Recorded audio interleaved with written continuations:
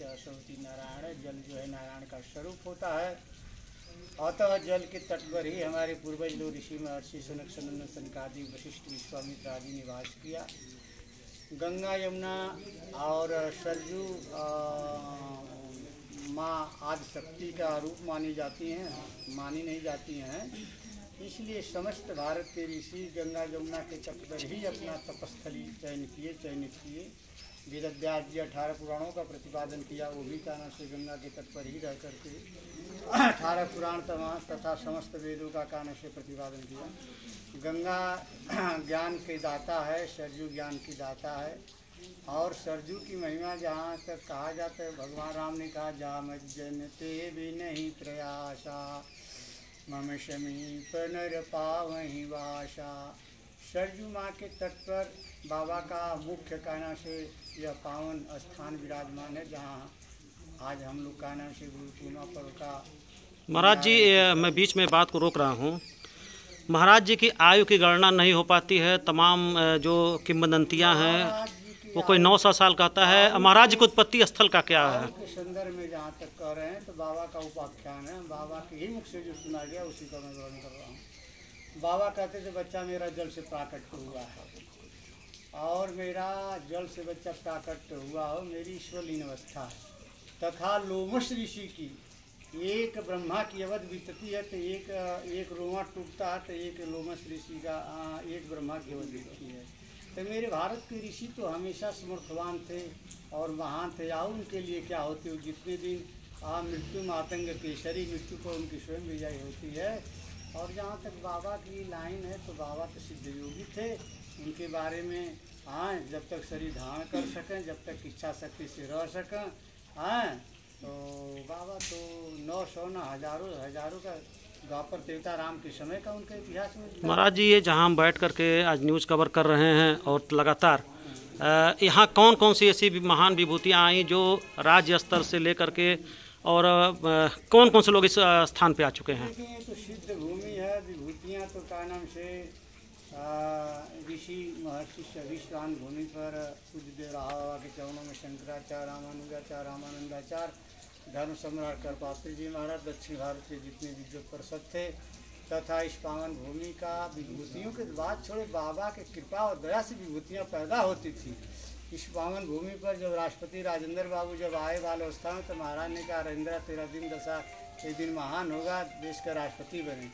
इसी मिट्टी पर कान्हा से बाबा राष्ट्रपति आपके कान्हा से अटल बिहारी वाजपेयी आए। बाबा ने कहा अटला हल्ला करते रहो, तेरा दिन दशा बदलेगा, और अटला बच्चा हल्ला करते रहो। महाराज जी की कृपा से देश का प्रधानमंत्री बने। महाराज जी, जैसे कि राम जन्मभूमि आज राम मंदिर अपने मूर्त रूप में आ रहा है, देरहा बाबा का कहना था कि राम मंदिर का निर्माण होगा लगभग 98 में। आप तो पुरुषस्य वचनम प्रमाणम।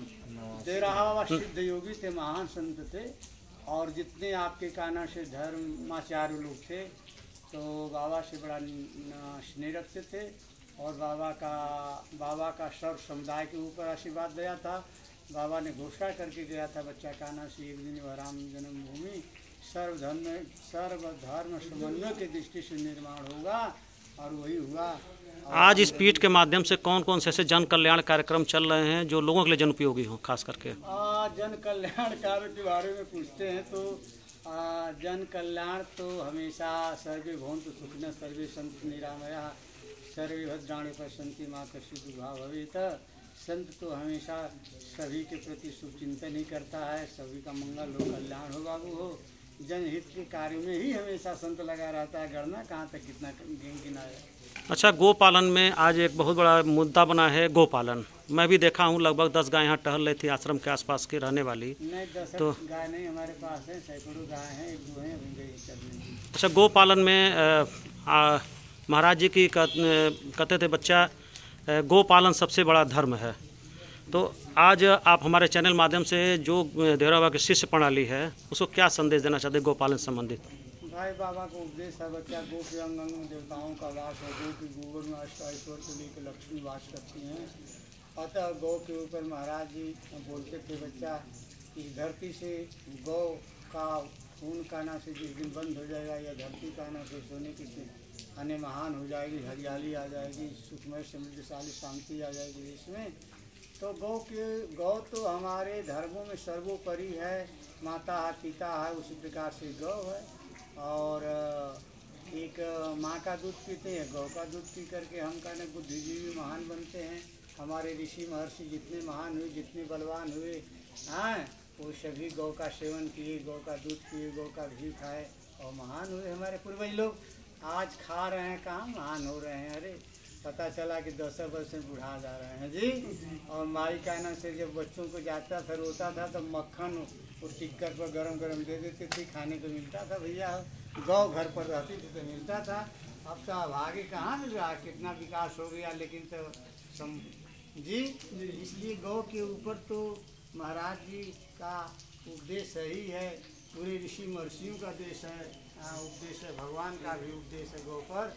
और तो महाराज जी जो भी गौ के ऊपर उपदेश दी वो महान है, जो भी कहा जा सब थोड़ा गौ माता के संदर्भ में। धन्यवाद गोरखपुर समाचार से बात करने के लिए। साथियों, लगातार इस आश्रम को मैं दिखाने की कोशिश कर रहा हूँ और भारत की जो महान विभूतियाँ से महाराज जी ने बताया, इंदिरा गांधी, अटल बिहारी वाजपेयी जैसे तमाम जो राजनीति के धुरंधर रहे, वह यहाँ पे आके शरणागत हुए और शरणागत होने के बाद अपनी जीवन के जो लक्ष्य है उसको प्राप्त करने की कोशिश किया।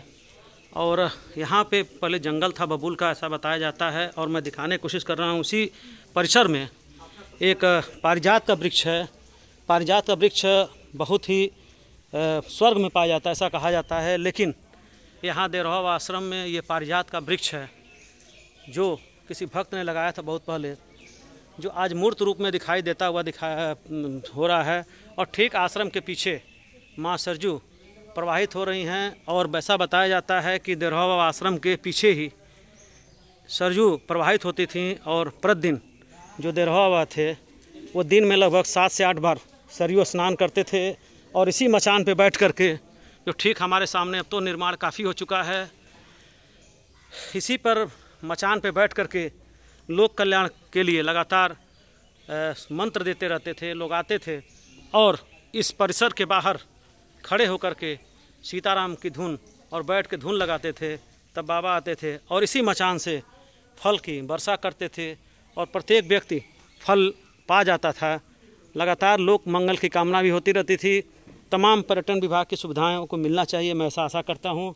और आगामी जो केंद्र सरकार और राज्य सरकार है वह कुछ न कुछ योजनाओं को यहाँ ले आए।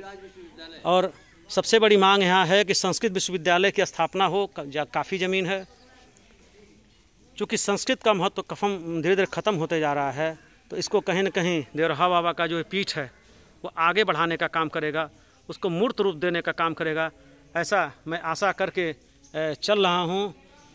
और कुछ अंश मैं दिखाने की कोशिश कर रहा हूँ कि क्या है देवरहा बाबा की जीवनी। किसी ने शायद लगा रखा है, मैं दिखाने की कोशिश कर रहा हूँ ताकि प्रत्येक भक्तगण इसको पढ़ सके जब भी चाहें।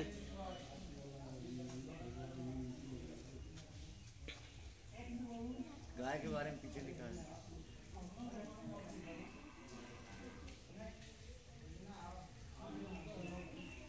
कुछ तस्वीरें भी लगी हुई हैं बाबा की विभिन्न प्रकार की।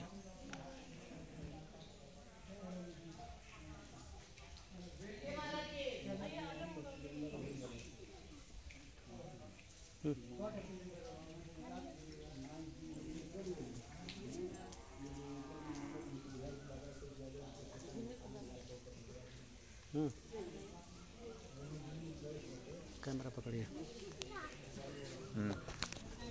तो साथियों, आज गोरखपुर समाचार देवरिया से लगभग 40 किलोमीटर दूर निकट मईल चौराहा से आज ये लाइव कवरेज दिखा रहा है। जिन भक्तों को गोरखपुर से आना हो सीधे देवरिया आ जाएं। और देवरिया से आगे खुखुंदू है, खुखुंदू से आगे मुसैला चौराहा है। मुसैला से भागलपुर मार्ग पर देवरहा बाबा का आश्रम है। लगभग 20 किलोमीटर की दूरी है मुसैला चौराहे से। और आने का सबसे सुगम रास्ता है, अगर कोई वाहन से ना आकर के रेल मार्ग से आता है तो सबसे नज़दीक का स्टेशन है लार रोड। बनारस से लार रोड स्टेशन है। गोरखपुर से यदि आते हैं तो बीच में लार रोड है। और लार रोड से बाबा का आश्रम लगभग 7 किलोमीटर है। आने का सब कोई दिक्कत नहीं है। तमाम तरह के छोटे 3 पहिया टेम्पो चलते रहते हैं और कभी भी किसी भी मौसम में यहाँ आया जा सकता है। और जो आध्यात्म की अनुभूति है वो कैसी होती है, वह यहाँ आने के बाद आप स्वयं अनुभव कर सकते हैं। गोरखपुर समाचार के लिए मैं doctor Manoj Kumar Mishra, camera person Sunil Tripathi के साथ लगातार आपको लाइव कवरेज दे रहा था। आप अधिक से अधिक सब्सक्राइब करें चैनल को और लाइक करें, कमेंट करें, और इसमें यदि कोई गलतियां हैं तो उसे भी बताने का कष्ट करें। धन्यवाद।